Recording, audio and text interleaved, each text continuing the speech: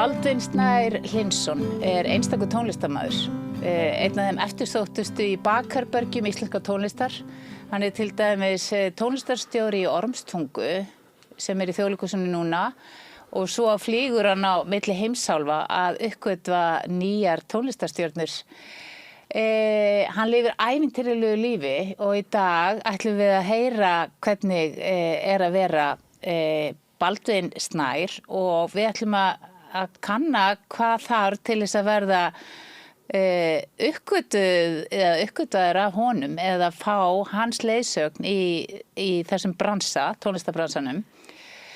Og við ætlum að fara yfir, þú veist það, hvernig að þekkja frægasta fólki í Hollywood og hvernig að vera kallaður til London til þess að upplifa einhver ævintýri eða Thailands eins og ég sá á Facebook síðan hans að hann búinn að gera þetta allt bara svona undanförnum dögum, það bara Thailand, London, LA. Og Baldvin, mér langar samt að byrja á því hvernig að vinna með Bubba á 70 ára afmælistónleikunum. Ég heyrði í þér í gær og þá varstu á æfingu. Það bara draumur sko. Það draumur í dós. Bubbi æðislegur, hann er svo stórt hjarta sko. Og hann svona allan sá Bubbi sem að ég kynnist sko. Ég búin að þekkja núna í kannski 3-4 ár og það svo gaman að vinna með Bubba af því að það svo gaman hjá honum. Hann hefur gaman og það smitar út frá sér til ykkar sem að vinna með honum. Já. Og hann bara sko, við erum núna að æfa fyrir þessa afmælistónleika og þá fyndið, þú veist, við mættum inn á fyrstu æfingu eitthvað 8 manna band eða eitthvað svona og það hafði enginn þanniglega séð undirbúið sig fyrir þessa æfingu af því það allir bara tvístraðir út allt í alls konar verkefnum og eitthvað og þannig við bara mætum og þá bara listi á lögum og við spiluðum 25 lög eða eitthvað bara náttúrulega það kunna þetta allir, þú veist. Kunna þetta allir, já. En það bara ótrúlega gaman sko, það mjög gaman hjá okkur. Við erum núna í Háskólabíói að æfa, erum bara með stóra sviðið að æfa þar sko og bara rosalega góður andi sko, góður fílingur. Já, og hvert þitt hlutverk eins og í þessu dæmi? Í þessu dæmi kem ég inn sem hljómborðsleikari. Já. Og við erum 2, ég og Halldór Smárasson sem frábær, við erum saman í hljómborðsdeildinni, erum með sikkur 3 hljómborðin eða eitthvað svona og já, ég spilaði held ég fyrst með Bubba núna það hefur örugglega bara verið núna í desember sko, þá fórum við á túr Þorláksmessu túrin hans Bubba sem hann hefur alltaf gert einn. Já. Þetta var 40. túrin þar sem hann gerði þetta og í fyrstu 39 skiptin þá var hann alltaf einn með gítar. Þú veist, Þorláksmessu tónleikarnir í Eldborg sem voru væntanlega í Háskólabíói í gamla daga. Já. Það líka fyndið það svo mikill aldursmunur á okkur sko. Bubbi alltaf að tala einhverja bíómyndir og einhverja tónlist og eitthvað og ég alltaf með svona meldunarlista, svona Bubbi meldunarlisti, svona listi yfir hluti sem ég þarf að melda, einhverja svona bíómyndir og þá hann að vísa í menninguna sem hann þekkir sem að unga fólki þekkir ekki. Já, þú veist, allavega ekki ég sko, alltaf. Við erum öll að upplifa þetta sem erum komin á minn aldur sko, við erum átt okkur á því að við erum að tala eitthvað sem enginn veit lengur út af því að það bara einhvern veginn, unga fólki þekkir ekki það sem við upplifum náttúrulega og þannig að það áhugavert og hafir áhuga á því sem að hann að vísa í. Já, ég horfði á jólin á myndina Fish Called Wanda sem hann mælti með. Já. Ég og bróðir minn horfðum á hana, geggjumynd. Já, það ekki? Jú, og en einmitt, hann sagði núna í gær á æfingu, hann sagði eitthvað, Baldvin, ertu sammála þessu? Svo sagði hann, heyrðu strákar, sjáu þið, við erum með Burt Reynolds á keys. Og það fór allir að hlæja sko og ég líka en þú veist, svo hló Halldór og sagði Baldvin veit alltaf ekkert hver það sko. Þú bara hlóst með. Já, þetta fyndi að því Baldur veit ekkert hvað er að tala sko. Þannig að það má gera grínaður í því samhengi að þú ert svona yngri en flestir sem eru þarna eða hvað. Já, í þessu bandi þannig að sé sko, en það er nú alveg einhverjir sem eru svona ekkert svo langt frá mér í aldri sko. Já. En svo hitti ég þig eftir sýningu á Ormstungu daginn sem og það var svona athyglisvert fyrir mig að fylgjast með þér í þið eruð í svona básum sikkur megin við sviðið. Já. Og ég sat það framalega, ég gat séð þig svo vel og ég hafði aldrei séð þig áður. Já. Og en það var svo gaman hjá þér, þannig að það er nú líka eitthvað í því að þú hefur gaman að því sem þú veist að gera. Það var alveg, það var mikil gleði og þú stalst stundum athyglinni á sviðinu. Í alvörunni?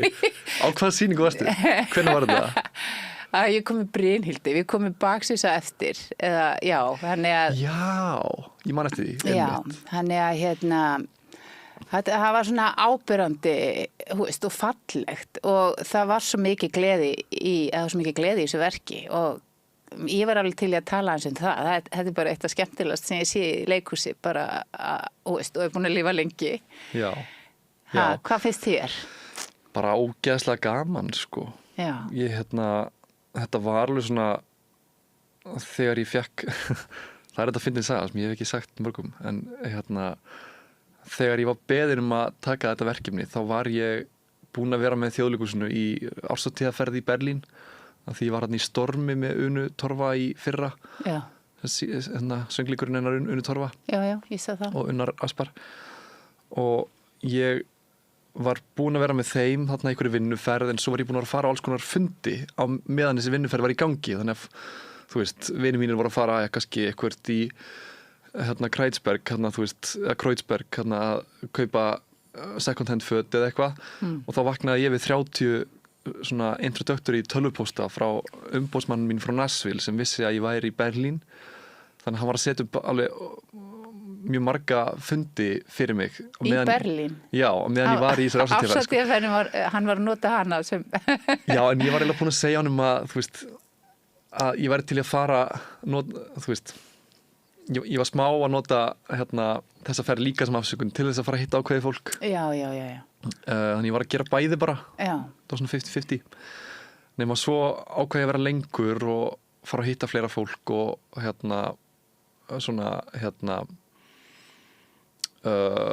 já, því það voru alls konar hlutir sem að gerðist á þessum fundum og eitthvað, þannig ég þurfti að vera eins lengur í Berlín.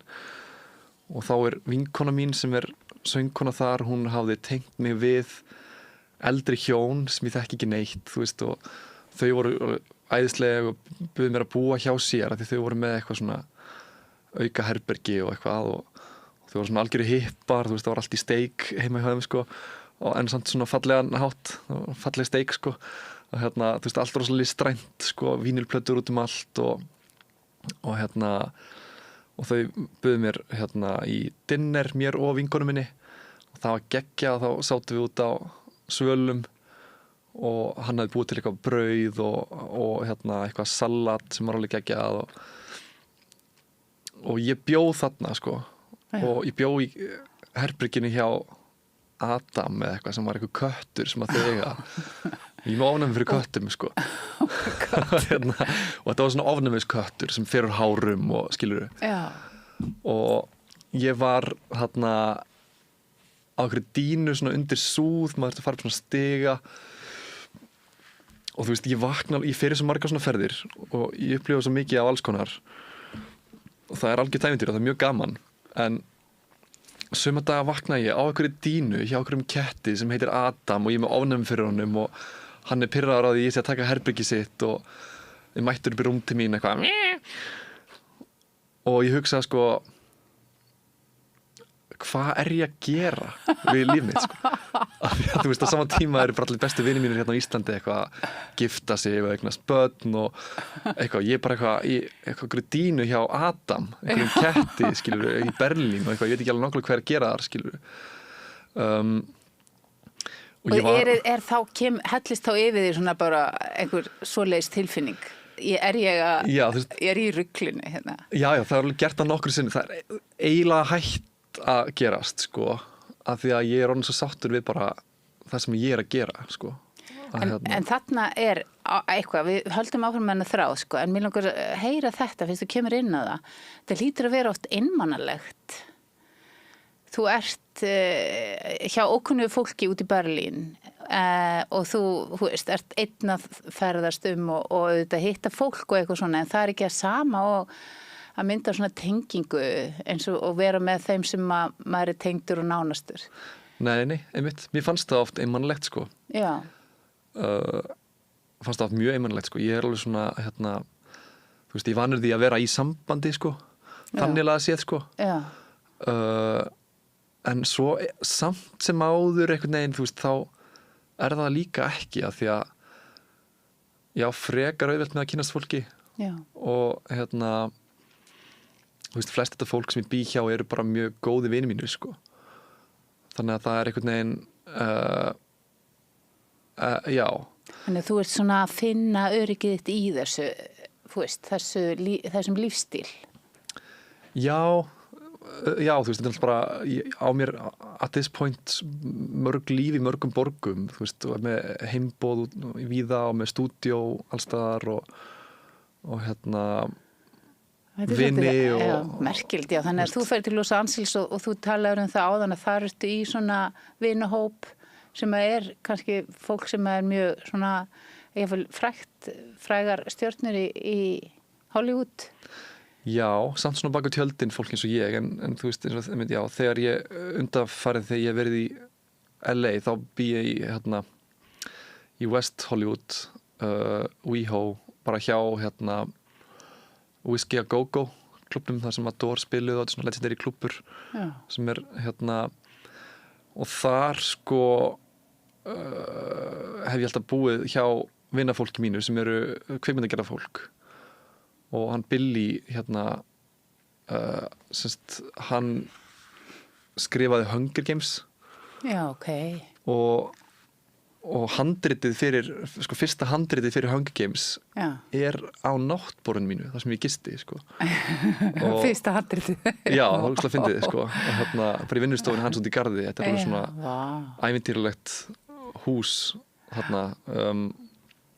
Og hann þá búinn að slá í gegn og þá í þeirra aðstöðu að geta valið sér verkefni og hana úti, eða hvað? Já. Já, hann gerði líka mynd sem heitir Captain Phillips sem með Tom Hanks þar sem hann leikur bandarískan hvað segir maður, svona sjómann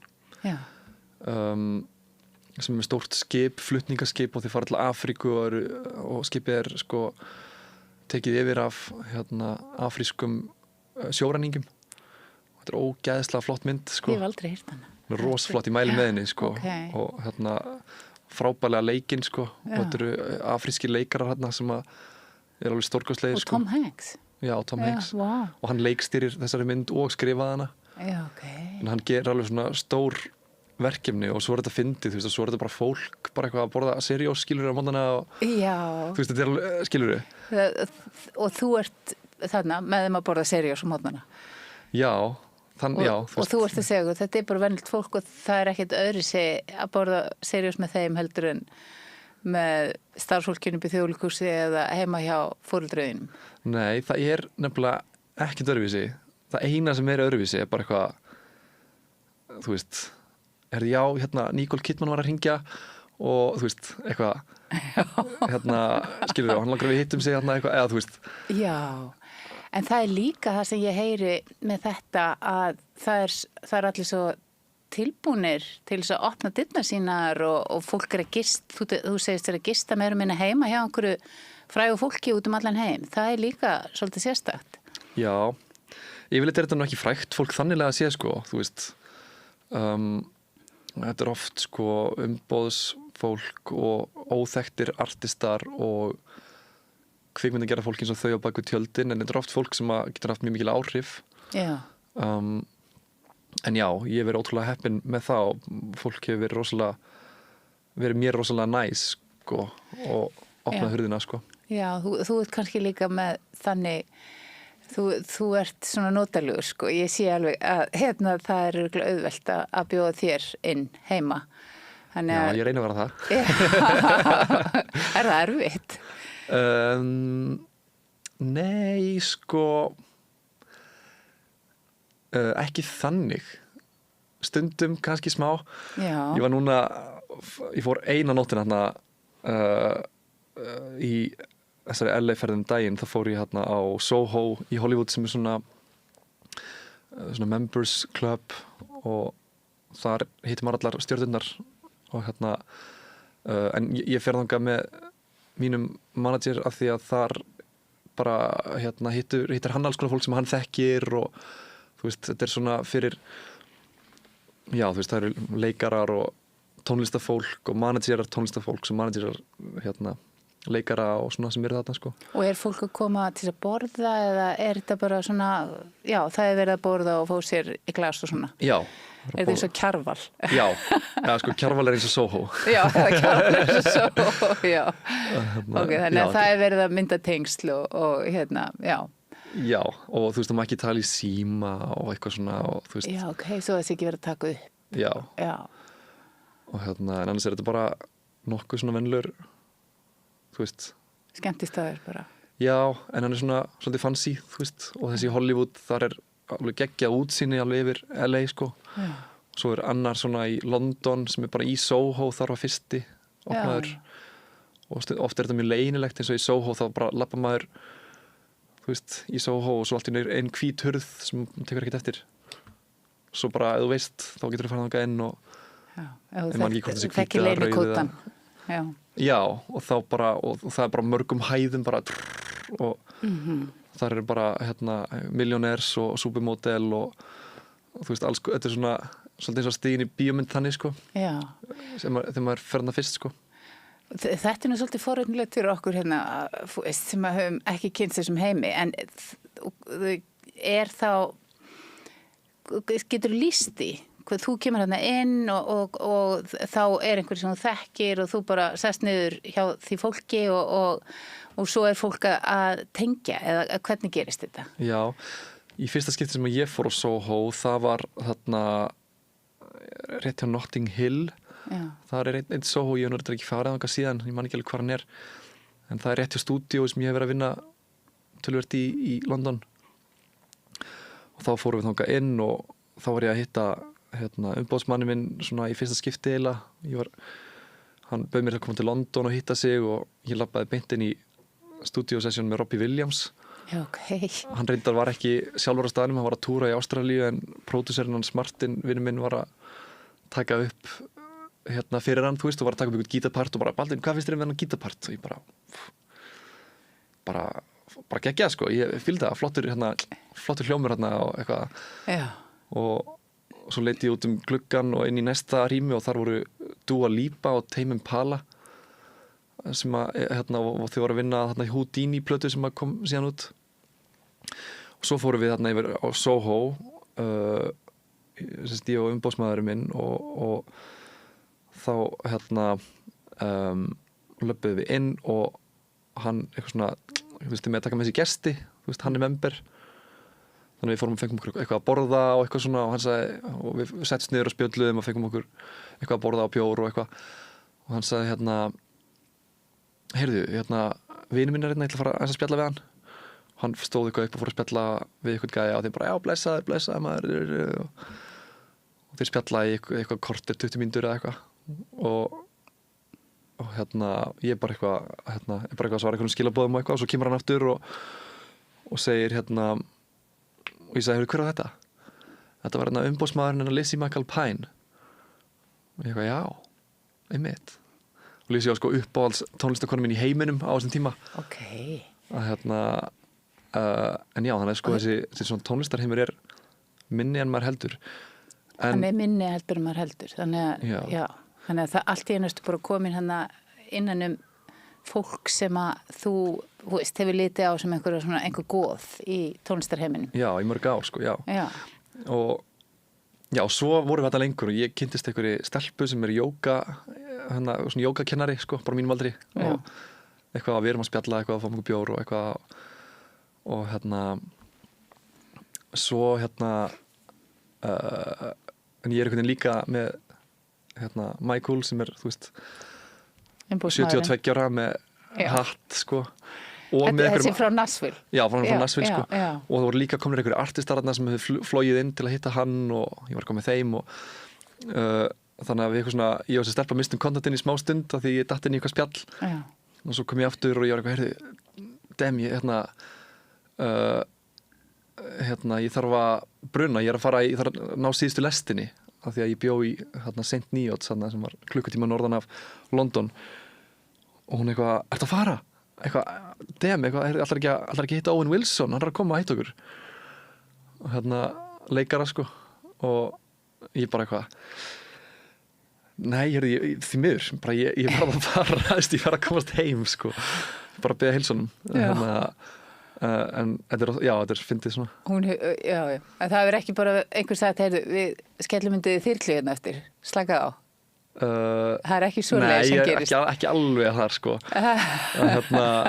en þetta var fyndið sko því að þetta var alveg sæt stelpa sko ég var eitthvað svona og það sem ég hugsaði sko ég hugsaði bara ég fór bara kvaddana sko svona og ég var eitthvað ég hitt hann aftur svo fattaði ég nei býtu ég fattaði bara í lestinni sko þetta er ekki eins og Ísland ég hitt hann örugglega aldrei aftur ekki nema að plana það örugglega ok en það þú hlýtur að lenda í ástaræventýrum í þessum aðstæðum ekki jógakennarar allan heima að reyna að ná sambandi við þig það gerist alls konar úti þanniglega að sé sko en ég svona yfirleitt ég búin að vera að hinga til allavega frekar svona fókuseraður á bara verkefnin mín og það sem ég er að gera sko þannig ég gef mér ekkit rosalega mikið tíma í það sko en það svona gerist náttúrulega einstaka sinnum sko þú veist og þá er það eitthvað sem er ekki tengt vinnunni minni sko þú reynir að hafa það þannig svona að vera ekki að dara við samstarfskonur þínar en þú 28 ára þetta er svona svolítið svona ríkt í okkur þessum aldrei að þú veist vera í hvað ég segja að deyta allavega eða í samböndum og svona er það þarftu að halda aftur að þér?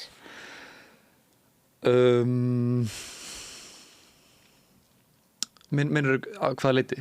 Að þessi leyti, út í þú segir ég er að fókusa svo mikið á ferilinn og þá gefur þessi ekki pláss kannski? Já, svolítið sko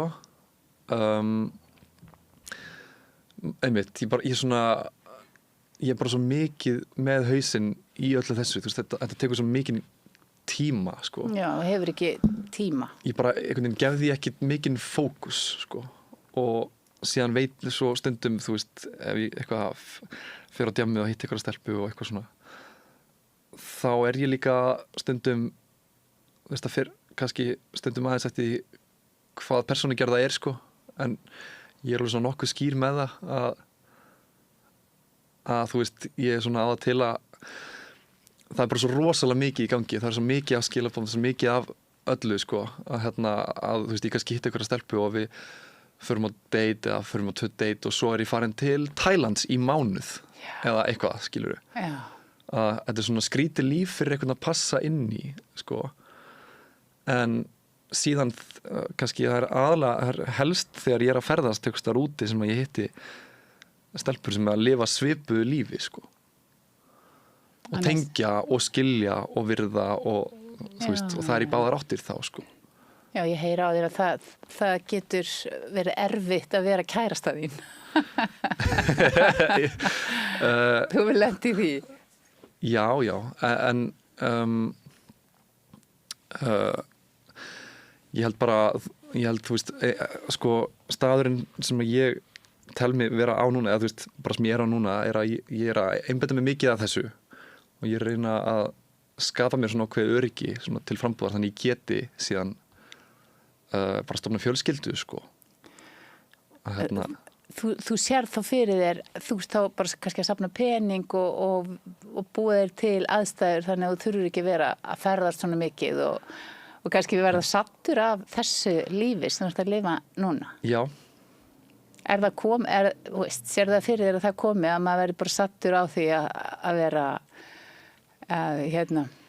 leika sér með svona þeim sem að hafa ná mestum árangri í heiminum? ég veit það ekki sko. Ég er svona, ég tel mér trú það sko. En ég held ég muni nú alltaf ferðast svolítið. Já. En ég held ég muni samt sko, eftir einhver ár þá mun ég vera með eitthvað base sko. Já. Ég held það sé Ísland, kannski er það London og síðan ég að ferðast bara þess á milli sko. En eins og núna síðustu 2 ár þá hefur verið að ferðast 40% af árinu kannski. Þannig að svolítið mikið ferðalög. Ég finn það að því meira sem ég er á Íslandi, því meira langar mig að vera á Íslandi og því meira langar mig að bara að fara í samband og eignast börn og eitthvað, því það er allir að gera það hér. En því meira sem ég er að ferðast, því meira vil ég vera að gera það, af því þar, þú veist, jafnaldra mínir sem ég hitt í London og New York og Nashville og LA og eitthvað, er ekkert með fjölskyldu, sko. Þau eru bara eitthvað minding their business, eitthvað, þú veist. Já, athyglisvert. Það er öðruvísi líf í útlöndum. Já. Hvernig sérðu okkur Íslendinga frá þessu sjónarhorni? Erum við svolítið heimúttaleg, bara reyna að skapa okkur öryggi í svona útkverfi? Einmitt. Dóttir mín sagði mig frá því, út af því að þið voru eitthvað að spjalla og hún sagði mér að þú hefur þetta lag útkverfi sem að hún syngur með ljóðstinn sinni Kvikindi, að það hefði snertig. Það sem að við verðum að tala að bara gifta sig og flytja í útkverfi og eignast börn og fara fótboltaæfingar helgar. Já, mér finnst það geggja lag sko. Ég elska þetta lag, elska hana texta. Ég heyrði þetta að ég var á leiðinni niður í Þjóðleikhús að spila Ormstungu og þetta kom í útvarpinu og ég bara vá hvað þetta er bara fallegu texti. Þetta er svo satt, þetta er svo authentic. Þú veist, ég heyri það svo mikið að svo sem er að syngja þetta er að meina þetta sko. Og ég var svo forvitin hver þetta var sko. Ég var eitthvað, hver er þetta? Þetta er geggja. Og þá var þetta Brynhildur sem að ég náttúrulega þekki aðeins sko. Og núna Pétur sko. Og já, bara geggja lag. Algjörlega, ég tengi alveg við þetta sko. Svona hugmyndina þetta, þú veist. En ég nýt þess alveg í botn sem ég er að gera núna. Já, það er ekki komið að því fyrir þig að flytja útkverfi á Íslandi? Ég held ekki, sko, en svo náttúrulega bara lífið breytir svo hratt, sko. Vist, ég er alltaf að segja eitthvað og svo gerist eitthvað annað og ég veit ekki. Getur það ástökinu morgun? Já. Þannig ég ætla bara svona, ég er bara að improvisera. Þetta er bara svona eins og spila eitthvað svona, improvisera solo, sko. Það gerist það sem gerist, sko. Akkurat. En það sem þú segir að þegar þú ert með viniðinum í útlöndum, þú veist London, Los Angeles, Thailand eða eitthvað, þá kanntu vel við þennan lífstíl sem þú lifir út af því að það eru aðrir sem að lifa eins.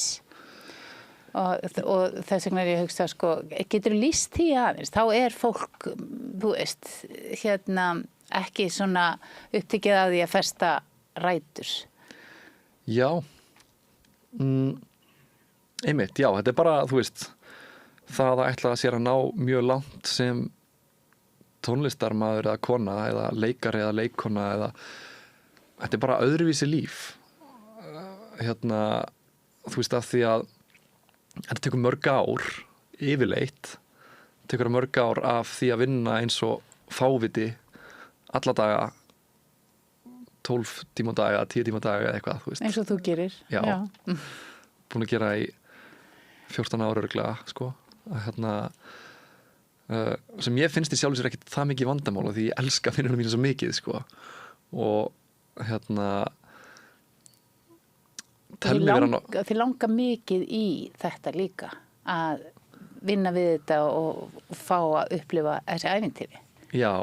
Algjörlega, þetta er bara ég er að lifa draumum minn sko. Mér var alltaf langað svona í þó nokkuð mörg ára gera þetta, síðan ég byrjaði að vinna sem pródúser og lagahöfundur, þá eftir að ég flutti til Stockholms og fór í jazzpíanónám og og hitti Max Martin, lagahöfund og pródúser. Það eitthvað svona kveikti einhverja perur í hausnum á mér að kannski væri spennandi að fara að pæla í popmúsík. Þú veist, ég hef alltaf hlustað á popmúsík, sko. Já. Ég hlustaði bara á jazz og klassíska tónlist, þannig að ég var svona tvítur. Það er grunnurinn þinn. Þú kannski komum við ekkert inn á það, en þú varst í jazz-píanónámið að byrja með og svo klassísku og svo ferðu í framhaldsnám til Stockholms. Já. Og það var jazz líka. Já. Já. Og jazz, ég er með bachelorgráðu í jazz-píanóleik, sko. Já, og það er allt bara, þú veist, The American Songbook, þú veist, jazzstandardar og alls konar, þú veist, þannig ég er með mikinn grunn í því, sko, og þú veist, var í rauninni bara einhvern veginn blindandi að stefna á það að verða jazzpíanóleikar á Íslandi, sko, og ég var að gefa út jazzplötur og þú veist, gaf út fyrstu jazzplötuna mína þegar ég var 16 ára, held ég, sem heitir Á himinn grætur. Sem er ekki til á netinu, en margir vinir mínir úr MH spurði mér reglulega hvað þessi plata sé aðgengileg.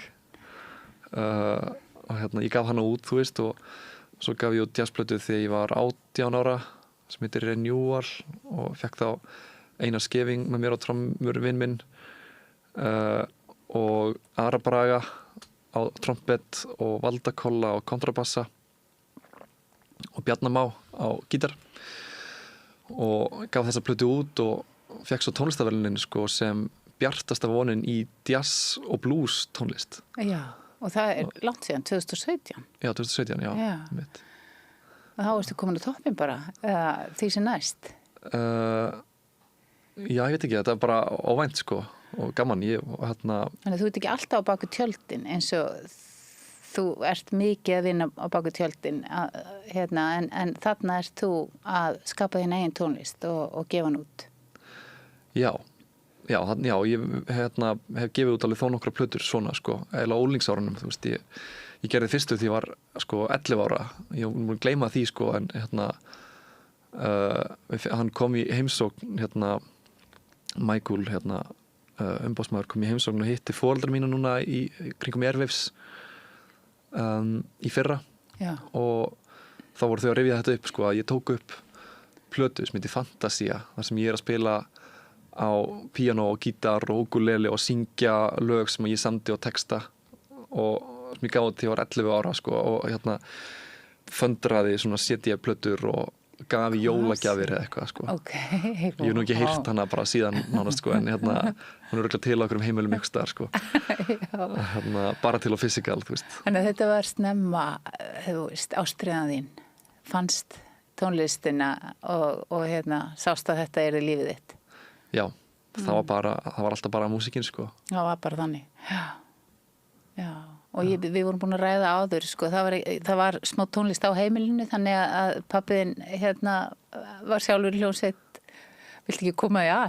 Já, einmitt, við vorum að tala um þetta áðan, sko. Af því að þú varst að spyrja hvort að foreldrar mínu hvað þau gerðu, sko. Og ég var að segja að pabbi minn er smiður og vinnur hjá Axis, hann teiknar innréttingar inn í eldhús og fataskápa og eitthvað svona. Og hann er rosalega listrænn, sko. Og hann spilar á gítar og já, því að ég spurði að þessu, sko. Mamma er hjúkrunarfræðingur síðan. Hún er að vinna núna hjá Gina Medica. Hún talar mjög mikið breytingaskeið, þannig ég veit mjög mikið breytingaskeið kvenna. Getur þú rálegt mér að þessu? Já, fann ég veit alltaf minni. Já. Frábært. Já, það er ekki alveg allt vaðandi í tónlist heima í uppbyldinu þínu. Það var ekki þannig, kannski. Nei, alls ekki, sko. Þú veist, pabbi er mjög listrænn og hann er alveg, þú veist, hefði alveg getað verið tónlistarmaður eða myndlistarmaður, sko. Hann er alltaf, sko, stórkostlegur myndlistarmaður líka, sko. Og alveg geggjaður í að teikna og mála og allt þetta og þú veist, hann langaði alltaf að vera leikari, þú veist, þannig að það og svo mamma listræn líka, þú veist, hún hefur verið að hún fór á teikni námskeið fyrir nokkrum árum og þú veist, ég held að við erum með listræn í grunninn. Já. Held ég. Það er að gera lítið úr, sko, listrænir og hæfileikum foreldra minna. Ég held að þetta sé þannig. Svo er þetta drepið niður hjá okkur. Já. Þetta er í eðli okkar að skapa, sko. og ég get talað heilengi það en ekki þangað. Aftur þá ég svona að reyna að halda þræði en mér finnst mjög gaman að við sem komið þangað að þinni fjölskyldu ef að og ég veit að pabbi var í hljómsveit sem þarf að koma fram. Já, ég nefnilega tala stundum þetta þegar ég spurði það hvort að ég sé alveg upp í tónlist og ég segi nei, raunin ekki, sko. Pabbi segir alltaf, hvað er aðeins maður? Pabbi var í Bera ofan, sko. Hann var í hljómsveit í Árbænum sem heitir Bera ofan. Já. Hann spilar gítar og þú veist og Bera ofan var sko, þá voru alveg þó nokkrir merkilegir tónlistamenn á Íslandi sem að fóru í gegnum þá hljómsveit, sko. Óskar Guðjónsson, saxofónleikari, spilaði með þeim eitthvað og Agnar Már Magnússon, píanóleikari og fleiri sem ég er að gleyma.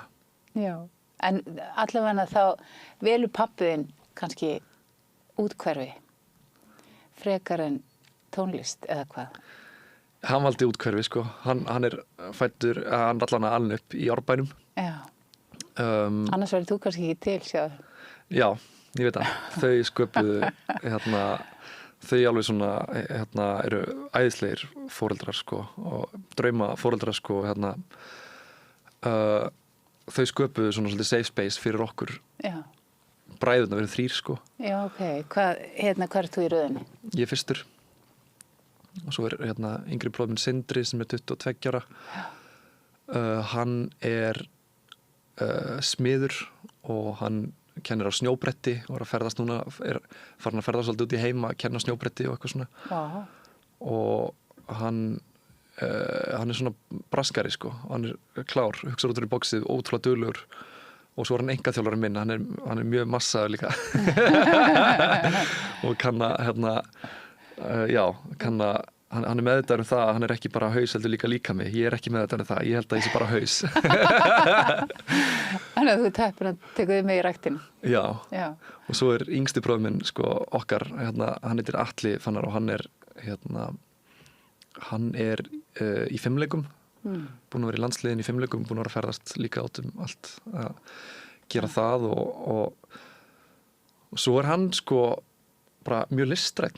Ég er bara að komast að því núna. Hann er bara að semja lög og texta og rappa og pródúsera og hann er alveg bara á fullu, sko.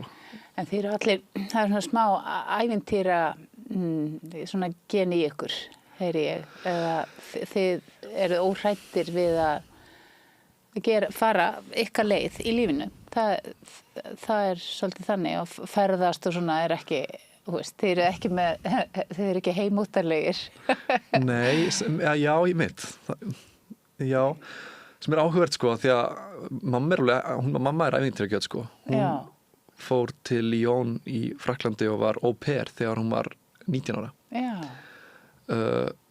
Pabbi, svona, mamma tjók alltaf með það, pabbi vildi bara vera í Árbænum, sko.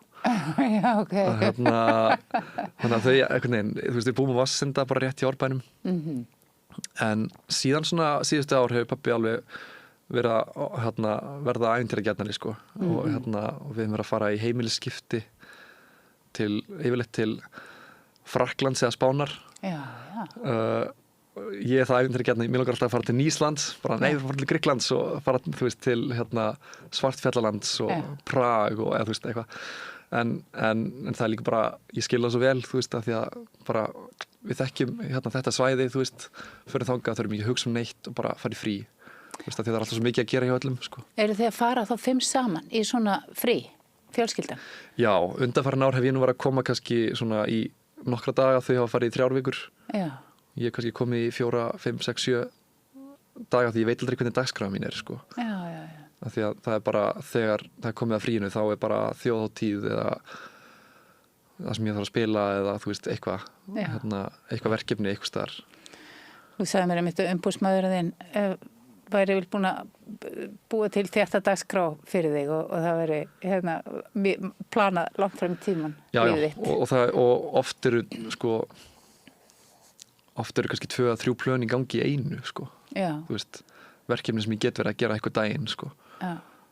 Það er svona áhugavert, sko. Ég reyna að hafa það ekki þannig, sko, því að mér finnst rosalega leiðilegt að svíkja fólk, sko. Já. En það er bara svo, það er bara svo mikið af verkefnum núna, sko, sem er alltaf bara Þannig að þú þarft frábært stundum vandamál, sko. að losa þú verkefnum eða sleppa einhverju sem þið langar að gera. Já. Eða íta því áfram. Hvernig velurðu? Ég er alltaf bara orðin svolítið svona kannski ekonomiskur í því, þú veist, að annarkvort vel ég verkefni sem ég hef gríðarlega trú á að muni ná mjög langt á næstu 10 árum. Það er bara svona eins og investment, þú veist. Það eru yfirleitt þá krakkar eða úlingar, sko, einhvers staðar úti sem eru með gríðarlegan talent sem, sko, söngvarar, performerar, lagahöfundar, textahöfundar og spila á hljóðfæri og eru helst með stuðninga heiman, sko, þú veist, já, náttúrulega, þú veist, ég vil alls ekki vinna með fólki sem er ekki að gera tónlist á einn forsendum, sko. Veist, þetta þarf að vera einhver aðili sem bara er með þennan draum, bara gera tónlist, bara eldi í maganum og svo er best ef það eru, þú veist, ef að foreldrarnir eru alveg on board og eru, þú veist, og það er eiginlega, það er nánast, sko, verður að vera þannig. Já. Þú segir að þurfi helst að vera svona góð umgjörð og foreldrarnir styðjandi til þess að þetta gangi upp. Já, þú veist, en síðan er allt mögulegt, þú veist, það er það, sko, og þannig að alls konar aðstæður getur gengið og fólk getur náð árangri úr flestum aðstæðum, kannski sérstaklega að það fæðist inn í, þú veist, fyrsta heiminin sem við gerum, forréttinda pésarnir, sko, þú veist, að en sko, eins og þetta er það sem Michael gerir, hann fer og ferðast allan heim og finnur fólk frá alls konar aðstæðum, þú veist, sem bara með geggja mikinn talent, þú veist, og þetta er bara, þú veist, fólkið kemur úr eins mismunandi aðstæðum og það er margt, skilurðu, en svona það sem er kannski vænlegast til vinnings er þegar það er stuðningur á heiman og oft er þetta líka börn tónlistafólks og það er oft ekki verra, sko, af því að þetta er skrítin heimur og það tekur nokkur ára skilja hann og átta sig á ákveðnum hlutum og hvernig bara showbusiness virkar, sko. Og þetta, nú erum við komið kannski að svolítið kjarnamálsins. Þetta er þar sem að þú eignastu hlut í þessum einstaklingum eða því sem að þeir gera. Já, gerir það. Já, þannig ég á, sko, þú veist, ég á hlut í núna mörgu listafólki út í heimi, sko, sem er ennþá bara úlingar og eru bara að spila tónleika, þú veist, á hverju kvöldi eitthvað staðar í New York eða í London eða, þú veist, eitthvað staðar og eru með managera og eru með teimi og eru að gera tónlistavídeó og, þú veist, mismunandi eftir hver það er, þú veist, en Og þá er innkoma fyrir þig, fyrir hvern sem þú hefur, hvað ég segja, unni með í þeim tilgangi að eiginlega slá í gegn þá og hvernig virkar þetta? Útskýr þetta náður fyrir okkur sem veitum ekkert hvernig þetta er. Hvað er þetta kallað aftur? Þetta heitir eitthvað... Bara stefgjöld eða royalties. Já, en sko þetta sem þú gerir, það er að uppgötva ungt fólk og vinna með þeim í því að eiginlega finna hljóminn, sagður mér. Já, það heitir sko Artist Development Producer. Já, ok. Eða... Hefur Ísland staðið þetta? Já, það er örugglega ekki til, sko. Artist Development, þetta er svona listamannaþróun. Já, listamannaþróunar. Ég er listamannaþróunar upptökustjóri. Ok, það þarf að búa til íslenskt orð yfir þetta. Við erum að fara að gera ráð fyrir einhverjir Íslendingar vilji nýta sér sérþekkingu þína núna. Já, einmitt. Og þú sagði mér að það væri mjög gaman að þú getur fundið efnilega stjörnur í Íslandi.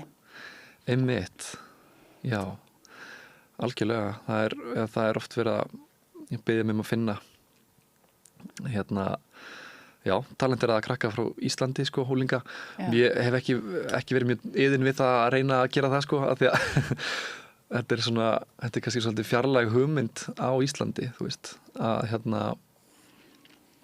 að finna næstu stjörnu, skilur þú veist, eitthvað, mér finnst það svona ég er bara ekki mikið vera Spá í það. já, eða þú veist ég vera einbyttum bara þessum verkefnum úti svolítið, sko. Þú hefur nú unnið með nokkrum íslenskum svona stjörnum sem að þú hefur jáfnvel tekið þátt í að hérna, já, hvað segir maður? Að hérna, tekið þátt í að móta, getur við sagt það? Já, það er kannski aðalega, já, það er einstaka aðilar sem ég hef gert það með hérna heima, þú veist, þetta er náttúrulega bara it takes two to tango, sko. Já. Hérna, en þetta snýst, já, þetta snýst svolítið það að, sko, maður að finna eitthvað sound, maður að búa til sound sem öðruvísi heldur en einhver annar listamaður með. Og ef maður gerir út í heimi þá maður að finna sound sem bara enginn með. Já. Þú veist, hvernig hljómar þú og hvernig þú öðruvísi heldur en allir aðrir og það getur verið áhugavert space vegna þess að listamennir eru oft með mjög skýrar fyrirmyndir í einhverju öðru listafólki og er svolítið að reyna að verða einsog, sko. Og þá þarf maður svona, já, við skulum ekki fara þangað, en tökum þetta og þetta, þú veist, þetta eru flotti element, en tökum þau úr samhengi og breytum þeim svona og gerum, þú veist, mér er svo flott, sko, hérna, mér finnst harmonikkan þín svo flott sem afiðin gaf þér í, þú veist, eitthvað, whatever, sko. Já. Og þá reynir maður að finna, þú veist, og svo er ég að semja. Finna eitthvað sem er einstakt, eða sérstakt við hvern og einn, eða hvað? Já, nákvæmlega.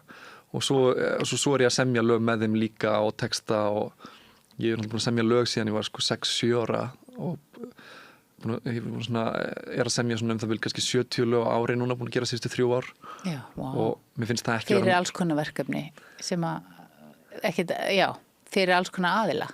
Já, fyrir alls konar fólk, sko, í alls konar stílum og ekki kannski alveg á alls konar tungumálum en á íslensku eða ensku. En ég vann svona með tónlistakonu sem heitir Kristín Sesselja hérna á Íslandi þá fyrir nokkrum árum og þú veist, þá vissi ég ekkert hvað artist development producer var, þú veist, ég hitti hana á tónlistanámskeiði fyrir austan á Seyðisfirði svo var þetta tónlistanámskeið fyrir konur og ég vissi það ekki að ég las ekki sko upplýsingarnar námskeiði árni skráði mig þannig að ég fekk borga frá Kópavogsbæ fyrir að fara ég og Salome Katrín sem ég var að vinna með þá að plötu sem heitir Water, hún er stórkostleg tónlistakona og við fórum og fengum borgað og þetta var svona Ableton námskeið og Unnsteinn Manuel og Logi Petró og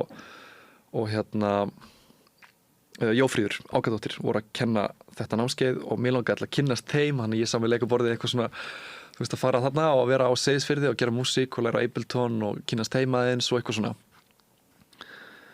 og svo bara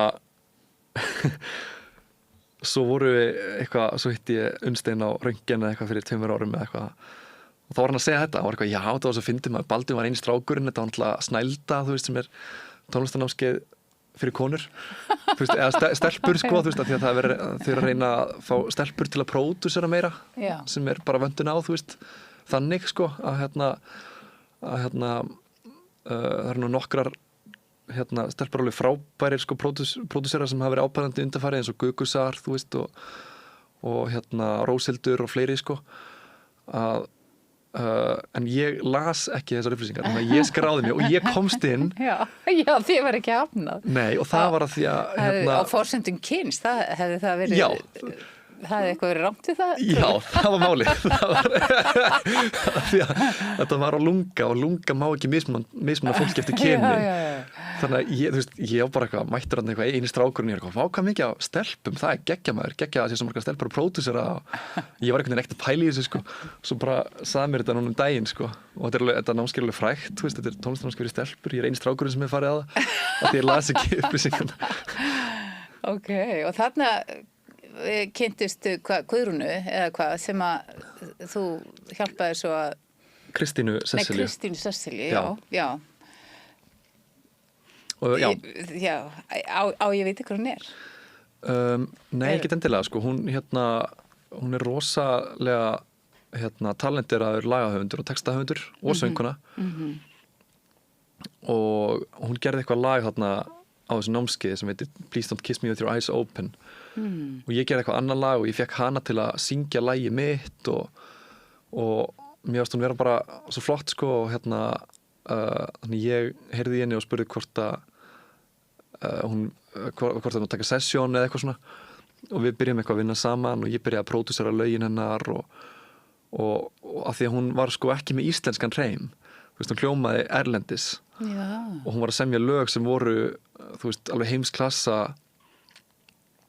lög að mínu mati og ensku, texta sko. Já, texta á ensku. Þannig, og það heyrðist ekki hún var íslensk. Já, og mér finnst það svo geggjað og ég fór að pródúsera lögin hennar og svo var ég orðin rosalega involved sko, þú veist, ég er alveg frekar listræn og iðinn, eða þú veist, ég fæ hlut alveg að heilan og fer all in sko. Já.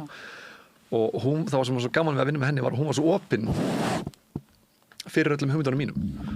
Þú veist, og því hún var með sínar hugmyndir og svo var hún rosa opin fyrir mínum og þannig að ég, þú veist, fór að sótt alls konar styrki, þú veist, hjá tónlistarmiðstöð og sem hét það Úttón og lagði alveg svaka vinnu í umsóknunar sko, gerði svona treatment svona eins og það heitir, þú veist, sem eru bara eins og svona Keynote eða Evernote, þú veist documents með myndum og vídeóum jafnvel og plani, þú veist, markasherferð, þú veist, markasherferð fyrir Kristínu Sesselju-Úti, þú veist, einhvers staðar og Akkur varstu svona mikið spenntur fyrir þessu verkefni og henni? Af því að mér finnst bara að hafa svo margt í þetta sko, að ná langt sem tónlistakona erlendis. Já. Og mér finnst það bara eitthvað spennandi sko. Og náði hún svona flugi? Hún náði ákveðnu flugi þú veist, á tímabili sko, kannski mest heima. Já. Þú veist, við fengum þennan styrk og þessa styrki og þannig ég réð sko leikstjóra sem ég hafði kynst, Erlend Sveinsson, sem kom með 20 manna teimi og við gerðum, þú veist, þau gerðu alveg klikkað tónlistavídeó fyrir lagið Fuckboys. Það er svona eins og happdrættsvinningur að fá þig í lið með sér. Þú bæði út af öllum þessum tengslum sem það hefur og svo ertu svona ótrúlega vinnusamur og svona, já, verðist sko, ef þú finnur neistan eða hvað. Já. Ég ætla ekki að segja nei við því. Vá, þannig að sko, og þetta sem þú gerir þarna, er það þá frítt upp á það að þú fáir hlut þegar að fólk fer að hafa mikla innkomu? Já, það er, þú veist, það er svona yfirleitt setupið, sko. Bíllinn. Þannig að segjum sem svo að einhverjir, snillingar sé að hlusta á okkur. Á hvaða aldri vilt þeir séu? Getur þú alveg lýst í hvaða er sem að væri svona mest spennandi fyrir þig að fá upp í hendurnar? Já, þegar ég beðin að finna svona fólk á Íslandi, þá var alltaf að tala 14 til 17. Já, svona ung. Já. Og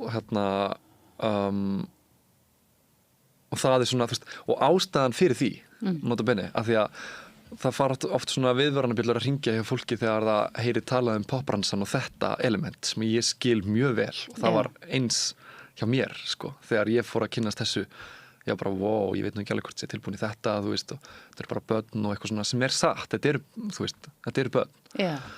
Að upp á bara sálarlíf og þroska, getur maður ímyndað sér sko að það gæti ruglað eins og við höfum heyrt þú veist, leikarabörn og svona, hvernig, og Justin Bieber og hvað þau heita sem að hafa farið illa út úr fræðinni. Já, algjörlega.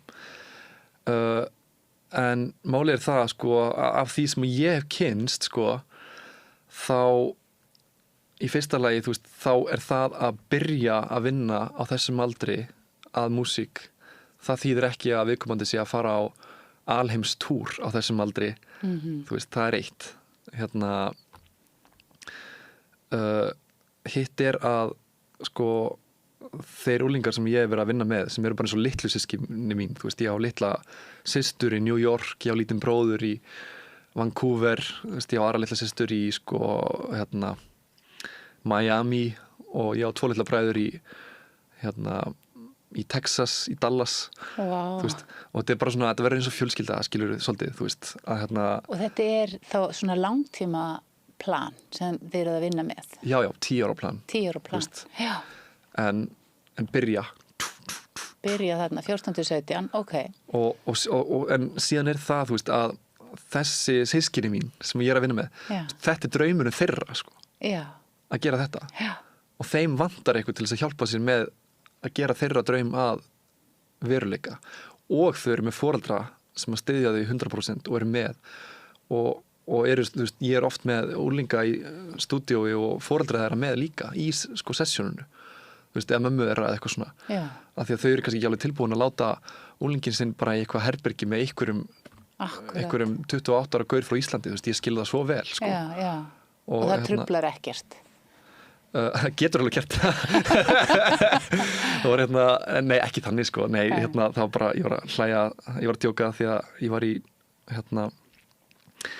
sessjón í Toronto og það var stelpa sem ég var að vinna með og mamma minnar var og við vorum að gera eitthvað texta og ég var eitthvað, ég spurði mömmuna, ég var eitthvað, af því að þau eru frekar trúið sko, þau eru gyðingar. So, I have a question for you. Are curse words tolerated in your household? Og hún bara, what kind of curse words? Ég segi, fuck you. Og því það passaði svo fullkomlega í lagi sem hún getur, svo rocklag eitthvað. Já, já. Og Loren eitthvað, horfði mömmu sína. Og hún eitthvað, you're old enough now. Já, ok. Fyndið. En þá er það bara leyst. Þá er samþykki fyrir því. Já. Já, ok. Já. En það, nei, þú veist, það er ekki trublandi ef að það er ekki, þú veist, verið að taka vídeo eða, þú veist, á fullu, eða, þú veist, það má alveg gera það, skilur, en það er ekki verið að tala ógeðslega mikið en það, þú veist, já, það er ekki trublandi hingað til, sko. Ok, en nú erum við að búa til, við erum að reyna átt okkur á því hvernig þetta gerist. Þarna er haft samband við þig og einhver, 14-17 ára, þú veist, og þá er það einhver sem er búin að vera í tónlistanámi, eða hvað myndir þú skoða? Já, helst. Sérstaklega á Íslandi, sko. Á Íslandi við erum svo heppin með þetta að það er svo mikill talent á Íslandi. Hvernig stendur á því? Það kemur bara allt niður á, það er bara ég held að það sé bara einanstæði fyrir því. Það er bara búið að leggja svo mikið pening í tónlistakennslu. Er það virkilega Síðan skila bara sér? in the 70s, þú veist, það er bara tónlistaskóli náttúrulega í hverjum firði á Íslandi, sko. Er þetta öðruvísi heldur en í öðrum löndum? Já, hjá okkur? já. Er það virkilega það sem að veldur þessu? Sko, þegar ég fer til dæmis bara, ef ég fer til LA. Nú, við verðum eiginlega staldra við þetta út í að Já. hugsaði þér, út í að við erum nú alltaf að gaggrina, þú veist, allt á Íslandi. Já. Þarna er bara eitthvað sem er virkilega vel gert hjá okkur. Já, 100%. Já, ok, börðu þetta saman við LA. Nei, þú veist, þegar ég fer til LA, þú veist, þá er ég að lenda kannski, þú veist, ég lendi sessjónu daginn með einum stærsta pródusser í heimi og þetta er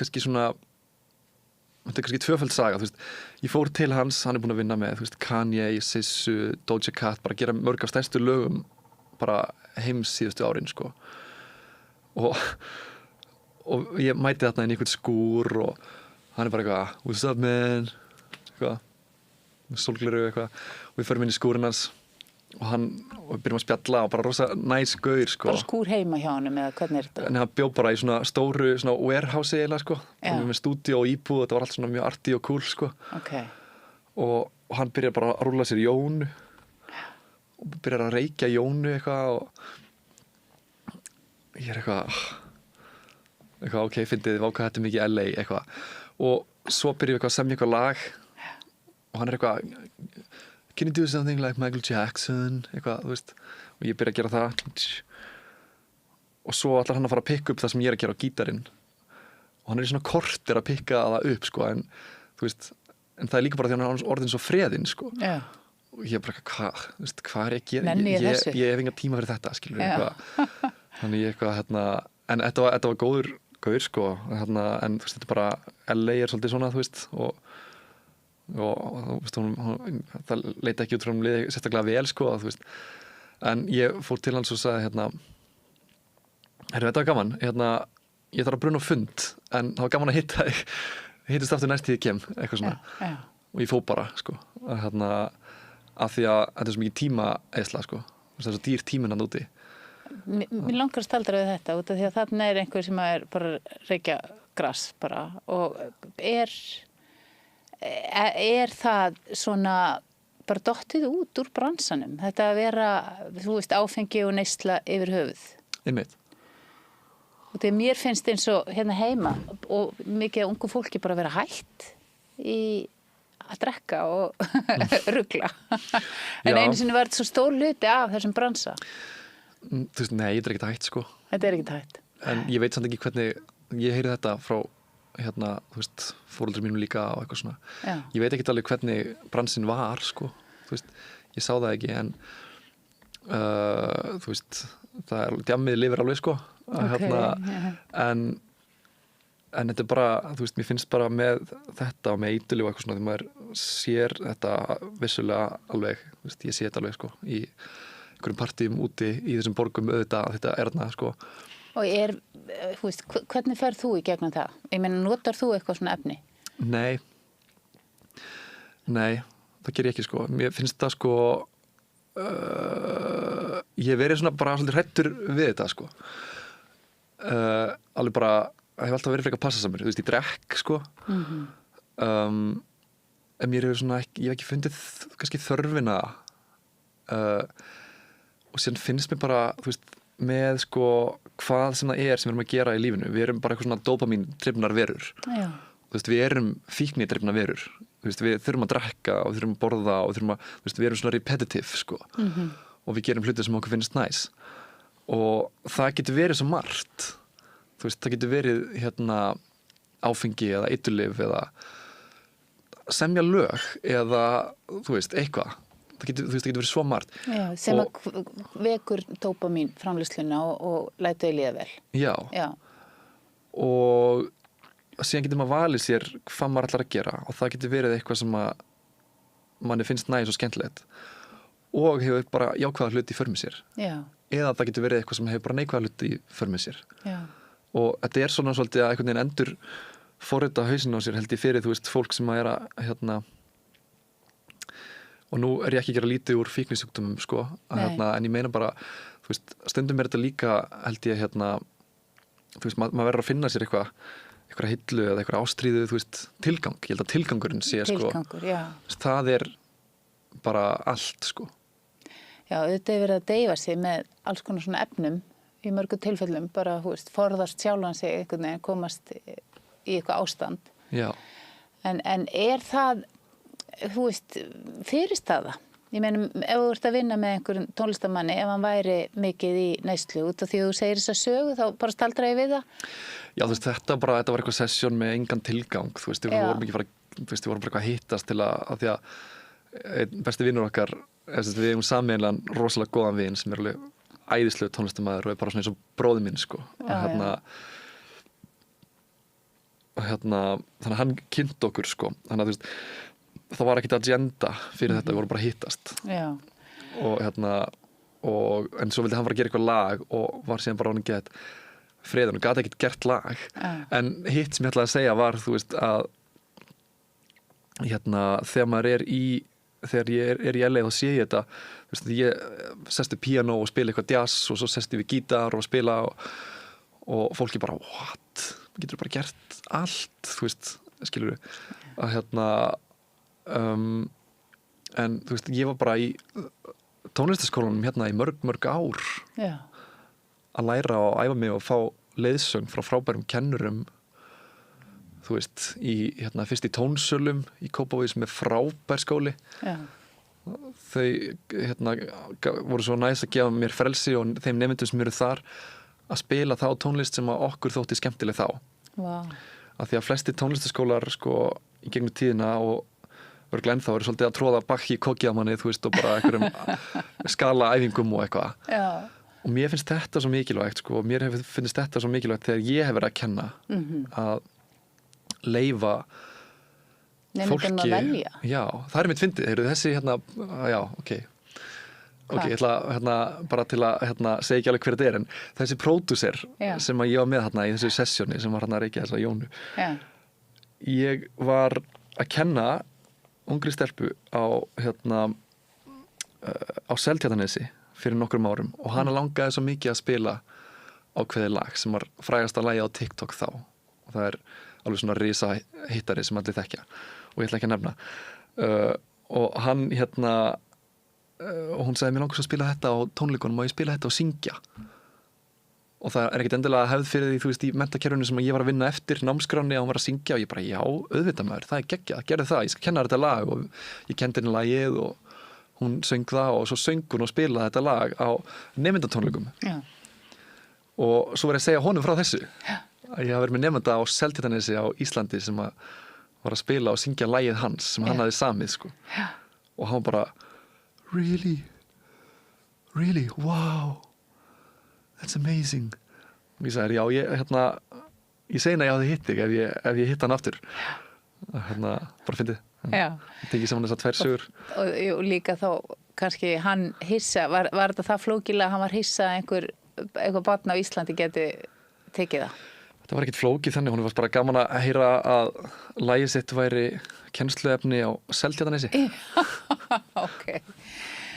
En við vorum að ræða þetta með íslenska, þú veist, tónlistarskóla og hvað þetta magnað að það sé svona stór hluti íslenskra ungmenna sem með tónlistarnám og það kannski ástæða fyrir því hvað margir hafa náð árangri í tónlist af íslenskum hljómsveitum og einstaklingum.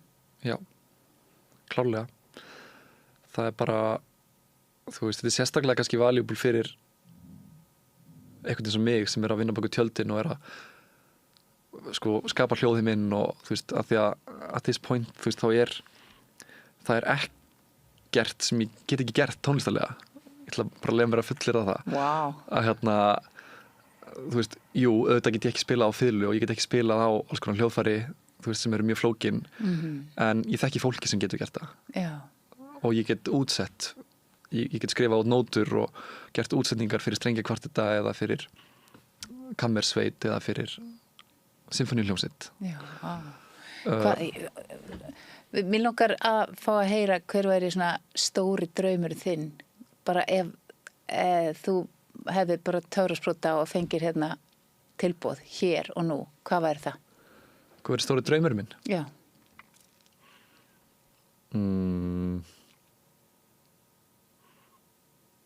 Ég veit það ekki, ég er að lifa hann svolítið bara. Þú veist, draumur minn var þessi, sko. Já.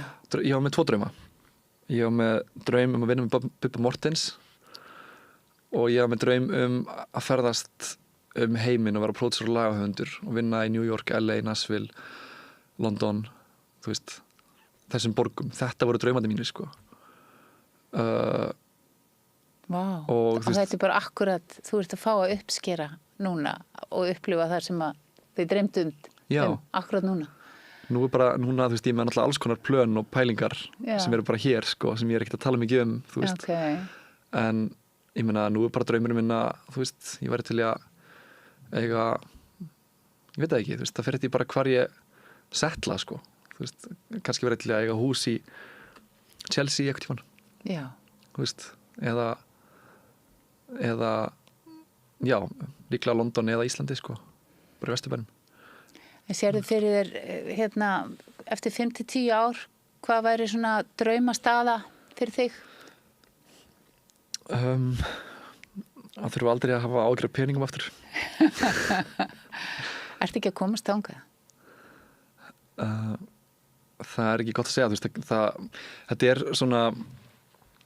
er svo mikið allt eða ekkert heimur, yfirleitt. Núna er ég, þú veist, í leikhúsinu og ég er með Bubba og ég er að spila mikið, þú veist, líka með og og það er að borga brúsan svolítið núna, sko, og en þetta er, þú veist, þessi svona semja lög út í heimi leikur er svolítið bara annarkvort áttu enga pening eða þú þarft ekki að hafa peninga áhyggjur aftur.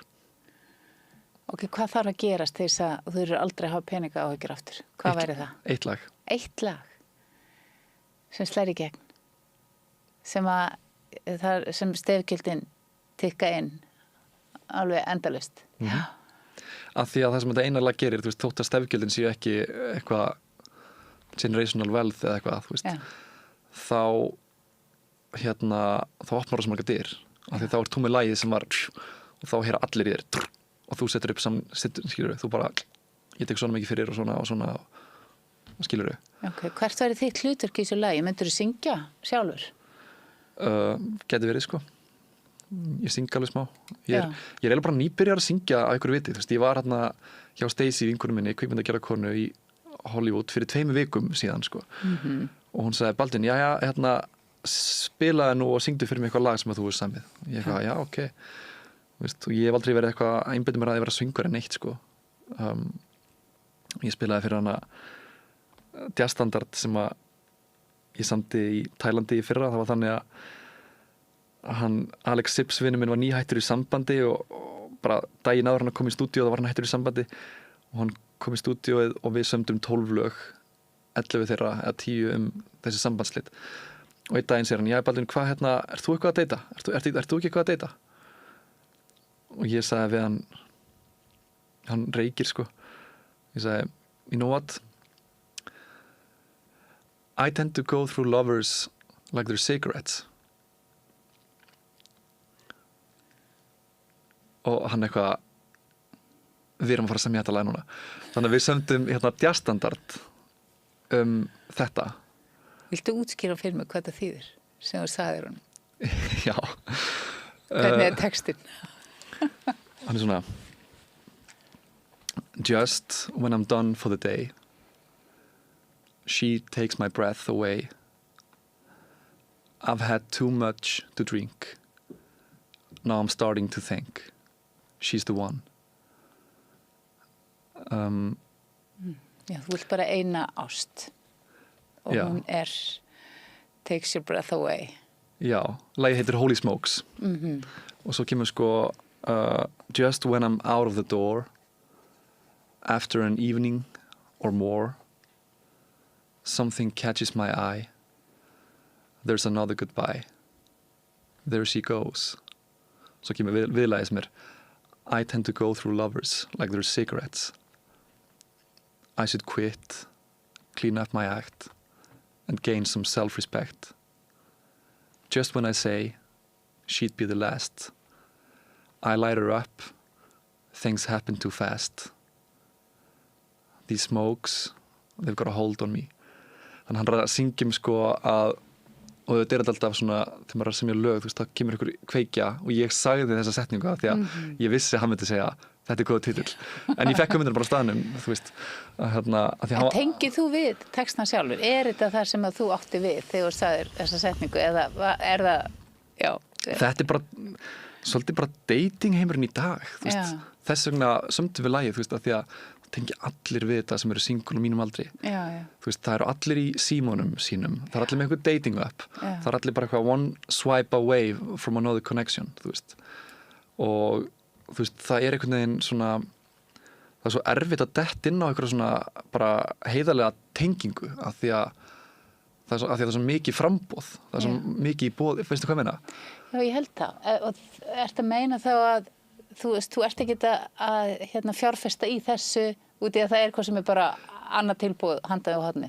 Ég er ekki að meina að ég geri það endilega, eða þú veist, ég kannski Eða það sé kannski svona stemmingin. Það er bara stemmingin Já, að þú ert ekki að maður kannski fer á einhvern date og sem maður eitthvað svona, já þetta geti verið eitthvað og svo bara ef við komum til horfin sko. Eða, þú veist, og ég er örugglega oft hann sá líka, en ég reyna að vera mjög heiðarlegur í samskiptum sko.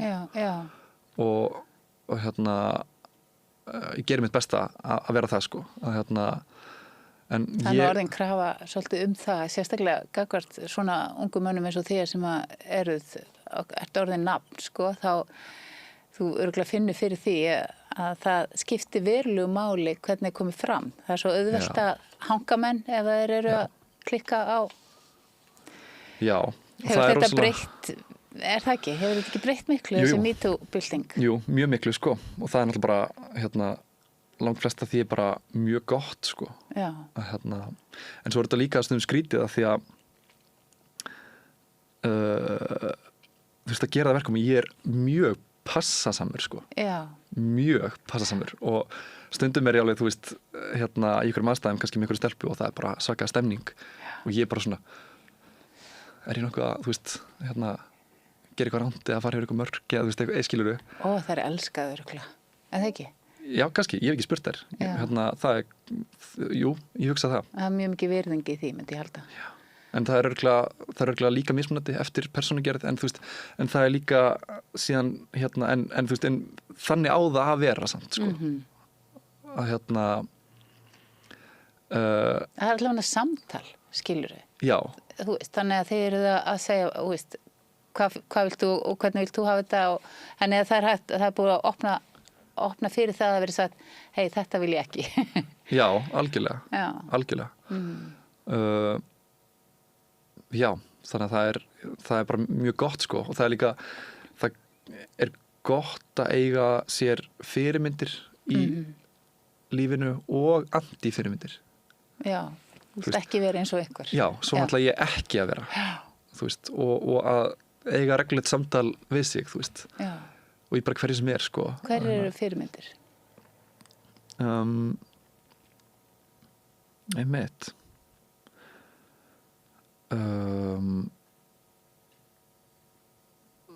Hérna Halldór Gunnar Pálsson. Ok, hvað er það við Halldór Gunnar Pálsson sem þú kannt að meta? Ég kann allt bara hérna, hann er með hjarta úr gulli sko. Og hann gerir hérna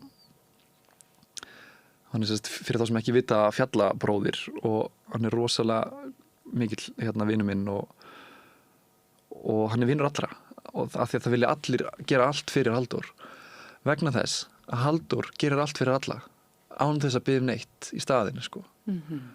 Og það er kannski að því við erum að tala svolítið eitthvað við erum að tala svolítið þú veist, peninga og eitthvað fallegasti gjaldmiðlinn er karma. Já. Og ég er búin að læra það bæði af honum og líka af umboðsmannunum mínum sko að þú veist gjaldmiðlinn er bara karma, bara hjálpa þessum og vilja fólki vel sko. Og mæta í það sem það er og þú veist, það vantar öllum eitthvað þú veist og ef það er einhver leið fyrir mann að geta hjálpa fólki þú veist, þá kemur það kemur alltaf tilbaka þú veist en meiri sér þátt að gera það ekki þú veist, það var bara svo fallegt í eðli sínu sko. Og örugglega lætur manni líða vel. Já. Þannig að þetta er þú veist, dýrmætt að hafa átt að segja þessu held ég, svona ungur. Þannig að þetta er það sem þú svona sérð sem svona þína afstöðu í heiminum. Það er svona ákveðin trú í þessu. Er það ekki? Þannig að þú ert að einhverju leyti andlegur. Já, algjörlega sko. Mér er svona, einmitt, þetta er svona líka pirrandi sko, að því mér langar svo mikið að hafa trú á mannkyninu. Mér finnst það svo erfitt að hérna, ég er eitthvað svona pínu að pæla þessa dagana að, þú veist, við erum jafn klár og jafn vitlaus og við vorum þegar við byggðum Akropólshæð, þú veist, í Greiklandi eða píramídana. Þú veist, við erum ekki búin að þróast neitt. Það er mín afstæða og kenning. Já. Þú veist, við erum bara ekkert þróast. Það eina sem hefur gerst er að tíminn hefur gert að verkum að við hefum náð að búa til nóg marga tengingar í hausnum á okkur til að leysa nóg mörg vandamál, til að skapa tölvur og internet og eitthvað. En þú veist, við erum bara sama mannfólkið með sömu kostina og gallana. En þú veist, ég bara trúa því að maður geti, hérna... Þú veist að tala svona í heildar samhenginu kannski. Út af því ég upplifði öðru sem þú og til dæmis þú og margt ungt fólk. Finnst mér vera, ég myndi segja á hærri tíðni, þar sem það er bara meiri tenging og kærleikur og svona samkennd. Ok. Og hérna... Og þið fenguð bara gott uppeldi, góða foreldra í flestum tilfellum, skilurðu. Já. Og góður uppeldis aðferði sem að, þú veist, þannig ég er alveg sannfærð að heimurinn er að batna. En Robert, það er mín skoðun, sko. Nei, ég vil vera þar, sko. Já, og ég segja stundum, ég held að unga fólki sem að, allavega það nóg af ungu góðu fólki sem með einmitt að hafa áhyggjur af því að það sé einhvers staðar ílska og það sé ástæði til þess að rækta kærleikan Já. og karma. Já, nákvæmlega, rækta kærleikan og Já. karma, það er allt sko að þú veist, í staðin fyrir að já, ég veit ekki, þetta mín afstaða sko, Já, að sjá það góða í fólki sko, frekar en að benda og segja að þetta rámt og þið eru slæm sko, já, þú veist, að reyna að sjá það góða í, þú veist, við erum, ég ætla bara að segja, þú veist, við erum líkar en við höldum sko, já, þú veist, ég er rosalega mikið í Bandaríkjunum, ég hitti rosalega mikið af fólki og langflestir eru liberals og eru sammála mér í skoðunum, svo hitti ég líka fólk sem eru bara mega trömparar, þú veist, og það er alveg smá fokkt sko. Er það alveg fólk sem sagt, sem Já, það er alveg fólk, það er það sem er skrýtnast við það sko, fyrir mér, að ég bara skil það ekki, og svo er ég með alveg mega fordóma, þú veist, fyrir þessi fólki árin ég hitti það, og ég líka kannski búin að vera mega fordóma fyrir einhverju fólki sem að ég mun mögulega hitti í Nashville, sem að er með rosa trúað og með einhver ákveðna skoðanir, og þú veist, við erum með svo miklu fordóma eðlilega, þú veist, kannski sömu leiti, þú veist, við bara tengjum við okkar veruleika og heldum að hann sé hinn heila í sannleikur sko. Já. En ég er búin að hitta fólk af öllum mögulegum skoðunum sem ég er kannski mjög ósammála, en síðan bara get ég náð mjög vel saman með þessu fólki líka Já, að öðru leiti, þú já, veist. akkurat. Og- Og það er svolítið fallegt líka að fullt af góðu fólki, við erum ekki sammála um allt. Er Já. það ekki líka bara svolítið skemmtileg afstæða? Jú, þú veist, ég meina þetta er náttúrulega, þetta verður touchy subject þegar, þú veist, það fer þetta í hvað það er auðvitað, Já. en mér finnst sko fallegri framtíð í hugmyndinni um það að við eigum samtal og hlustum og eigum samtal og trúum á það góða í hver öðru sko, vegna þess að við höfum öll sko möguleikan á því að vera góð og slæm, og það er rosalega auðvelt að benda á hina og segja hini séu slæmir og maður sé góður sko. Já. Og svo kannski þá bara alltaf að velja fyrir sig. Já, minn er að velja fyrir sig sko. Já, hvort maður ætlar að vera góður eða slæmur. Já, Er það ekki? einmitt, já, algjörlega. En samtalið minnst það áhugavert. Nú vorum við búin að tala hérna í næstum 2 klukktíma Já. og ég finn að við erum svona aðeins og veist, orðin þreytt mér sér. Finnur þú fyrir því? Ég finn ekki fyrir því sko, en ég er búin að vera eins og mjög þreyttur undanfarna daga, en ég svaf í nótt. Já. No.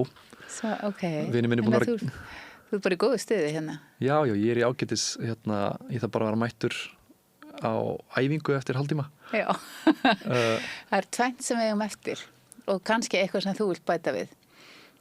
Mér langar að spyrja, við ætlum að fá leiðsögn fyrir ungt íslenskt tónlistafólk sem vil fá að kynnast þér og fá kannski að vera systir eða bróðir eins og þú sagðir næstu 10 árin. En fyrst langar maður að segja eða spyrja út af því að þú ert komin með þessa reynslu að því að lifa í alls konar heimum hana úti í útlöndum. Hvernig sérðu Ísland og Íslendinga frá þeim sjónarhóli? Hvað getur við lært af þinni reynslu? Er kannski það sem ég er að segja. Veist, og það sem ég kannski, fyrir mig, finnst mér áhugavert þetta sem þú ert að segja, það er sambandi við að fólk býður heim til sín, það opnar dyrnar, það tengist hratt, þú veist, fólk er næs bara við ókunnuga og með opi, sérstaklega Amerikanar, út af því kannski að þeir flytja oft langt frá foreldrum sínum og upprunna heimilum þegar þeir fara í college og svona, þannig að fólk er alltaf tilbúið að kynnast og þegar ég flutti til Bandaríkjanna þá hugsaði ég, wow, það elskar maður allir einna. Hvað er í gangi? Já. Og svo áttaði maður maður byrjar sko alveg með 10, fullt 1000 stiga. Já. En hérna á Íslandi byrjar maður með 0 stig og maður þarf alltaf einhvern veginn að vera að reyna að sanna sig til þess að einhver vilji bara heyra mann eða sjá. Já. Þannig að, tengir við þetta? Já, algjörlega. Ég er náttúrulega, þú veist, ástæðan fyrir ég fór að ferðast var að því að mér bara fannst ekki að vera pláss fyrir mig á Íslandi, sko.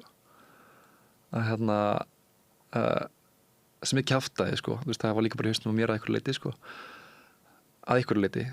en þú veist, Bara ekki nógu stórt svið, meinarðu? já, Já, eða nei, bara, þú veist, ekki bara, þú veist, við erum bara svo fá já, og það eru já. svo fá gig og það eru svo fá verkefni og þú veist, skilurðu, Já. að en sko, til þess að svara hinni spurningunni þá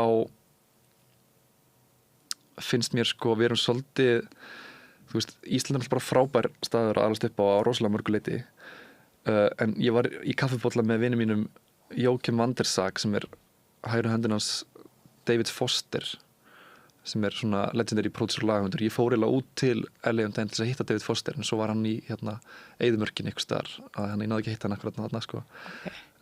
En þú veist, hann gerði I Will Always Love You með Whitney Houston og hann fann Michael Bublé og produseraði hann og hann produseraði Barbra Streisand og þú veist, við rennum við Michael Jackson og Beatlunum og eða þú veist, Paul McCartney og hann er vinur þinn? Ég hef ekki hitt hann er vinur umboðsmannsins míns og hann vildi að við myndum hittast eitthvað og og hann, af því að hann er svona músikant og hann, þú veist, með Michael Bublé og með Barbra Streisand og eitthvað svona, þá er hann með svona svolítið jazz skotin lög oft og ég á það til að semja svona lög óvart, sko, oft eins og I tend to go through lovers like they're cigarettes. Það er jazzstandard. Það er bara eins og eitthvað úr amerísku söngbókinni. Og það er ekkert mikið af artistum sem að taka þannig lög. Þú veist, Laufey hefur að gera þetta nýlega. En annars er það ekki, þú veist, skilur við, það eru, en hann er með nokkra svona artista, þannig að, það var eitthvað svona pæling bara, en líka bara alltaf, þú veist, síðan hittir maður bara fólk og kynnist og þú ert að gera þetta og ég er að gera þetta og kannski geti ég hjálpað þér með þetta og þú mér með þetta, skilurðu. Og en Jókim var að segja að við náum svo vel saman, sko. Hann er, þú veist, hann er búinn að vera að pródusera núna Barbra Streisand lengi og síðast þegar ég var hjá honum, þá var ég heima hjá honum í Malibu og ég sagði, ég verð að bruna í næsta sessjón, maður, og hann eitthvað, já, Barbra Streisand er að koma eftir kortur, viltu ekki hitta hana? Og ég bara, og þú veist, ég varð að fara, sko. En það voru mistök hjá mér, ég vissi það bara ekki þá, þú veist, en þá var ég að fara í eitthvað sessjón, ég veit aldrei, þú veist, og ég veit ekki alltaf hvað býður mín þar, sko. Já. Og þú veist, maður vill ekki vera seinna því maður þarf eitthvað, skilurðu. Það var fyrsta LA-ferði mín. En Barbra Streisand, er hún einhver svona snillingur í þínum huga? Barbra Streisand? Já. En ég veist, hún er bara ákveðið legend, þú veist. Já. En hvað er hún gömul? Hún er örugglega bara 8 eða eitthvað. Er það ekki? Já. Og er ennþá bara á fullu? Já, hún er að gera músík, sko. Vá. En hann sagði mig, hann Jókim, þegar við vorum í kaffibolla í Malibu í þar síðustu viku, þá sagði hann, Baldwin, what you and I have in common is that we come from a continent of pessimism to a country of opportunism. Já. Og það fá örugglega margir gubbuna eitthvað við að heyra þetta, en þú veist, Bandaríkinu og eitthvað, af því að þú veist, ég skil það líka, en það sem er kannski til í því og það sem ég er að byrja að fatta meira og meira er að, þú veist, ég er ekki alinn upp í því að hugsa rosalega stórt. Já. Þú veist, það er ekkit endilega kannski svona umhverfallan sem ég ólst upp í á Íslandi, sko. Að og ef maður ætlar að, og þetta er kannski smá jantel og eins og í Skandinavíu. Jú. Og maður ætlar sér að hugsa stórt, þá er maður svolítið bara klikkaður og Það er erfitt fyrir umhverfið. Já, og fólk reynir að draga maður niður og svona ná maður niður á jörðina, þannig þú veist, það er svona mjög óvönulegt fyrir mig að tala í mikrofón svona hluti, sko, því að ég tala bara yfirleitt ekkert það sem ég er að gera við neitt. Já, út af því að það gæti verið ögrandi og fólki gæti fundist óþægilegt, er það ekki? Þú veist, fyrst var það ástæðan, svo bara er það óþarfi, þú veist, bara, skilur ekki nema fólk sé að spurja mig, sko. Já. En samt er þetta að segja þarna það sem skiptir máli og mér langaði að heyra að þarna eru stór tækifæri og miklu stærri heimur kannski heldur en við erum að hugsa út frá. Og í hverju felst það? Er það afstaðan? Er það hugafarið? Í hverju felst hvað? Þetta, eins og þú segir, að heimur tækifærana í Bandaríkjunum, er það ekki? Var það ekki það sem hann var að segja? Já. Auðvitað felst það mörguleiti í því að vera að forréttindabýja sig og koma frá Íslandi. Þú veist, ég er alveg meðvitaður um það, sko. Já. Að en á sama tíma, þú veist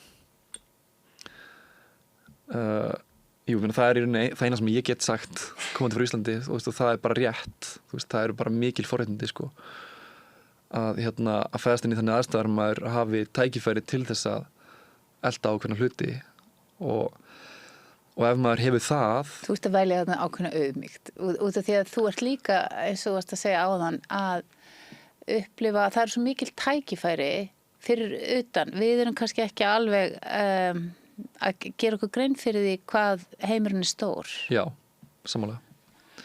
Heimurinn er mjög stór sko, þú veist, fyrir mér þegar áðurinn byrjaði að ferðast svona mikið þá var ég alltaf, þú veist, að ég hitti fólk í útlöndum bara eitthvað, fannst mér gett skrítið að þið hefði ekki heyrt Ísland, bara eitthvað, þú veist, það er ógeðslega vinsæll ferðamannastaður eða eitthvað, þú veist, þegar ég var 13 ára eða 15 ára eitthvað, þú veist. En heimurinn er fullur af áhugaverðum ferðamannastöðum og það er bara, heimurinn er svo þrívíður, sko, þú veist, og hann er svolítið tvívíður hér. Þú veist, byrjaði ég að sjá eftir að ég fór að ferðast svona mikið. Já. Og hann er svo allavegana og fólk er svo allavegana og samt erum við svo lík en þú veist, ótrúlega magnað að vera í Tælandi, bara besti matur í heiminum sem ég fengið þar, sko. Já. Og þú veist, tungumálið er einhvern veginn allt öðruvísi og það er svona syngjandi einhvern veginn og svo labbar maður inn í eitthvað moll sem er á 10 hæðum. Þú veist, ég eyddi heilli helgi í einu molli í Bangkok. Þú veist, ég bara vaknaði á mótana, fór í mollið og bara byrjaði á hæð 1. Skoði fötin og allt, þú veist, taka allt inn og fór sem fekk mér að borða á hæð 10 og bara keypti allt, bara smakka allt eins og lítið barn, sko. Vá, veist, var það eitthvað flottara moll heldur en maður á venjast? Flottar en Kringlan? Sorry Kringlan. Það er bara, bara risastórt, þú veist, maður fór í og þetta er náttúrulega enga frétt, þú veist, það er náttúrulega líka fullt af fólki á Íslandi sem búið að ferðast mikið og hefur séð þetta allt, sko. En fyrir mig var þetta svo nýtt, sko, að fara í rúllustega, eitthvað på 10. hæð og maður er bara lofthræddur, maður er bara, þú veist, ég er líka hávaxinn, þú veist, bara maður fipast í einhverjum rúllustega, þannig bara steindauður, sko, þú veist, í einhverjum molli, sko. En já, maturinn og menningin og tónlistinn og fólkið, þú veist, bara í öllum þessum löndum, þú veist, hvort sem það er, þú veist, nú búið mér að fara til Ástralíu á þessu ári og Suður Kóreu og Japan og... Vá, þú ert bara með heiminn í hendir, hérna. Getur bara, þú veist að upplifa rosa ævintýri. Ég er að upplifa ævintýri, já, og ég er að njóta þess botnar. Það er gaman, það er mjög gaman, sko. Upplifa ævintýri og uppgöta stjörnur. Þetta er rosa flottur titill á þennan þátt. En þú veist, ég, sko, þú veist, uppgöta stjörnur, sko, ég er ekki búin að semja lag sem er einhver hittar í útlöndum, þú veist, ennþá, sko, að þetta er rosalega mikið bara eitthvað svona vinna sem er að vinnast á einhverjum sínum tímalínum og tekur mörg ár, jafnvel, þú veist, og en já, mér finnst ég vera bara svona einhver, áhorfandi í eigin lífi í rauninni, sko, þú veist. En þú ert að njóta þess. Já, í botn, sko. Ég er bara búið til sögur alltaf til að segja afbötunum seinna, sko. Æðislegt. Ég held að við endum þetta bara svona og fólk, þú ert með heimasíðu ef að fólk langar að heyra hvernig það var tengjast við þig ef að, já, vill. Þú veist, ég er að vona að sé einhver snillingur sem hefur samband við þig, sem að þú ætlar að hlúa að og vinna með næstu 10 árin. Já. Það væri þess virði. Það væri þess virði, sko. Já. Það væri bara mjög gaman, sko. Já. Það má alltaf bara senda mér á e-maili eða Instagram eða eitthvað staðar. Já, frábært. Eitthvað sem vilt segja að lokum? Er ég með kaffi á tunnunni? Það er seint að spyrja þig. Viðtalið búið. Já. Nei, þú ert alveg fullkomin. Gott. Heyrðu, við ætlum að segja þetta gott með þú veist, það er endalausir þræðir sem við byrjuðum á og gætum örugglega haldið áfram í einhverju klukktími viðbútt. Það verður bara framhald seinna þegar hann er búin að semja hittarann, þá tökum við annan hluta. Þannig að Baldvin Snær, takk fyrir þetta viðtal og við sjáumst síðar. Bless, bless. Takk.